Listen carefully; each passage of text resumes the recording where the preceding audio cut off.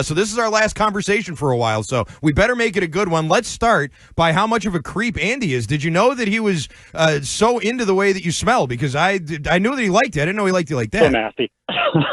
Yeah, he's told me that before. Other people have commented on it. I think really what it comes down to is generally, as a crew, the beat on the Patriots tends to be a little stinky, and I'm not stinky. I try to, I shower, I do the proper hygiene, brush my teeth, those sorts of things. I don't know that everybody does it down there, so I think I can understand why he leans in that direction. Well, don't sell yourself short. You also use like key lime pie lotion or something. There's something that puts you over the top and makes you smell like a Bath and Body Works. I have no comment on that. Wait, do you have a comment on this? So my buddy Christian here just brought up a list from ESPN, Seth Walder fella, who has this ESPN MVP ranking. Saquon Barkley is 22nd. Thoughts? He's out of his mind. Thank you. Like that whole offense this year has been about him more than anything. Jalen Hurts, I heard you just as I was coming on, Jalen Hurts has really regressed. 2 years ago, going into that opener against the Patriots, I thought to myself, this guy is going to be a top 5 quarterback.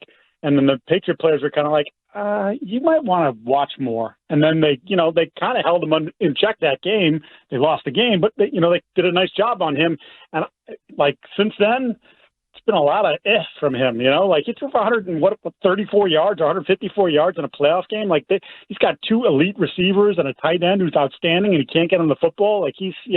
Saquon Barkley has been the driving force behind that offense all year long. Are they going to the Super Bowl?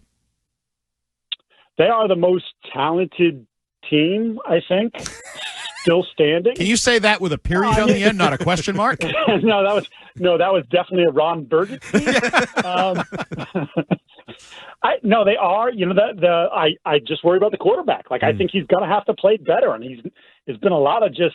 You go back and look at his game log, but then you go look at some of the advanced stuff too. If you're into the nerd numbers, and it's he hasn't been very good. They've kind of been really good this year, in spite of him, not because of him. All right, Mike, let's get to the Patriots. I'm a little worried, and I don't know if you heard the open here, but I'm a little worried that this offseason is starting to resemble last offseason in the sense that they're going real quick with the head coach search. Now they're dragging on the offensive coordinator search a little bit, and there may be different reasons for that. And they have a bunch of guys with sort of vague, ill-defined roles, and I just feel like there's a lot of the same issues that were present last year, although with a different cast of characters. Is that fair to say to you? Are you noticing any parallels like that too? I mean, I can definitely see where you're coming from. The big difference here is that this is all going to run through Mike. And last year it was running through a bunch of different people at a bunch of different levels. And, that's hard to, especially when you're just throwing all those guys together, essentially working in those roles for the first time. He's the established head coach.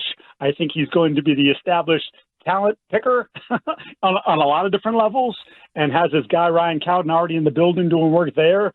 So to me, that's where I think there's a major divide where Mike knows what he wants, and I think he knows how to get it. So last year, I don't think they had any idea what they wanted or how to get it. And then when they got it, they couldn't coach it. So it was just a whole cluster, and this shouldn't be that way. And if we are talking at this point next year or at some point during the season, and you're going, well, they're not making any improvements or not, then maybe we have something to talk about. But at this point, that's where I kind of split on it. Mike, I asked Schefter on Wednesday to handicap the offensive coordinator search. Ooh, I asked Schefter. Ooh.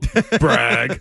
And the only name he brought up was Josh McDaniels, which is a name I brought up like 2 months ago.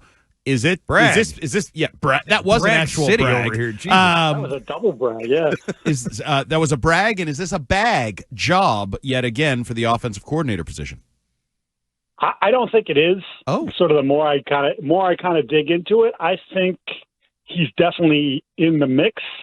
But I think there are other places that Mike might want to look first, and we'll see. The interesting part about it is, and one thing that I'm really curious about how this all plays out is, has you coached the quarterback or have you not coached the quarterback, and does that matter to Mike? And I think when you have your clear centerpiece of your franchise on offense is the rookie quarterback heading into his second year. We saw the job that Alex did with him, maybe not from a play caller standpoint, from helping him develop. you want to continue that trend, and I think the offensive coordinator has to be heavily involved. And that's where, when you bring up Josh's name, that's where you say, look, like Josh does have a good track record of this. He got Jimmy Garoppolo ready to play. He got Jacoby Brissett ready to play. He got Matt Castle ready to play. Like, he divided an offense with a quarterback who couldn't throw in Cam Newton. And while they were still terrible that year, they had moments, where he cobbled together something with a guy who can't throw the ball more than 8 yards down the field. So he does have that going for him, and I'm really curious when we start to get maybe a deeper look at some of the names that are being brought in and talked to, who has that experience with the coaches, with the quarterbacks, and who doesn't. So who are those names? I know there's been a lot thrown out there, and then Tommy Rees has been removed, and now Josh McCown has seemingly been removed. Who are 2 or 3 other names that you think are legitimate candidates to be the offensive coordinator? Charles London is one, Dave Ragone, or the Big Ragu. He's another. Coach quarterbacks, has been an offensive coordinator in a previous point in his career. London, obviously, our guy Tom Curran did a deep dive on him and sort of his background with the Patriots back in the day, being an operations manager, and now he's sort of ascended a little bit up the food chain here and maybe becomes an offensive coordinator. Those are 2. Nick Caley's a name that I think is going to get brought up again. Now, he doesn't have the quarterback coaching experience, but his role expanded with the Rams this year, and he did spend more time with the quarterback. So maybe that's a sort of a check mark that now goes in his direction, in his box there, as he checks it off and says, well, I did spend time with Garoppolo and Stafford and Stetson Bennett, and did help sort of implement the passing game with the Rams this year. So I think those are 3 that sort of stand out to me at the moment.